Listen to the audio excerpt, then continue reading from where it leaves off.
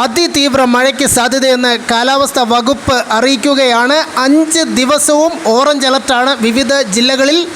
ഇന്ന് 2 ജില്ലകളിലാണ് orange alert പ്രഖ്യാപിച്ചതെങ്കിൽ ഇപ്പോൾ ഉച്ച കഴിഞ്ഞ് തുടങ്ങിയിരിക്കുന്ന മഴ വിവിധ ജില്ലകളിൽ, തെക്കൻ ജില്ലകളിലടക്കം അതിതീവ്ര മഴയാണ് ഇപ്പോൾ ലഭ്യമായി കൊണ്ടിരിക്കുന്നത്. വരും മണിക്കൂറുകൾ നിർണായകമാണ്. അതീവ ജാഗ്രത പുലർത്തണം. അലർട്ടുകൾ പ്രഖ്യാപിച്ച ജില്ലകൾ നോക്കാം, ഡീറ്റെയിൽ ആയി വിവരങ്ങൾ നോക്കാം. എല്ലാ ദിവസവും അപ്ഡേറ്റുകൾക്ക് നിങ്ങൾ ഇതുവരെയും ചാനൽ സബ്സ്ക്രൈബ് ചെയ്തിട്ടില്ലെങ്കിൽ ഇപ്പോൾ തന്നെ സബ്സ്ക്രൈബ് ചെയ്ത് ഓൾ എന്ന ബെൽ ഓപ്ഷൻ കൂടി എനേബിൾ ചെയ്യുക. കൂടുതൽ ആളുകൾക്ക് എത്തിച്ചേരാൻ വീഡിയോ ലൈക്ക് ചെയ്ത് കാണാൻ ശ്രദ്ധിക്കണം. സംസ്ഥാനത്ത് അതിതീവ്ര മഴയ്ക്ക് സാധ്യത. ശക്തമായ ഇടിമിന്നലിനും സാധ്യതയുണ്ട്. സംസ്ഥാനത്ത് ഇന്ന് മുതൽ തീവ്ര മഴയ്ക്ക് സാധ്യത.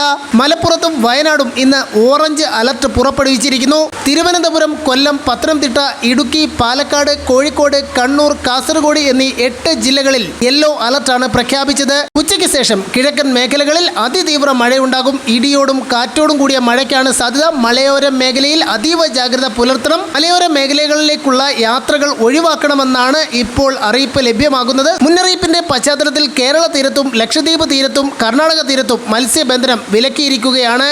5 ദിവസവും വിവിധ ജില്ലകളിൽ ഓറഞ്ച് അലർട്ട് പ്രഖ്യാപിച്ച സാഹചര്യമാണ് ഇപ്പോൾ നിലവിലുള്ളത്.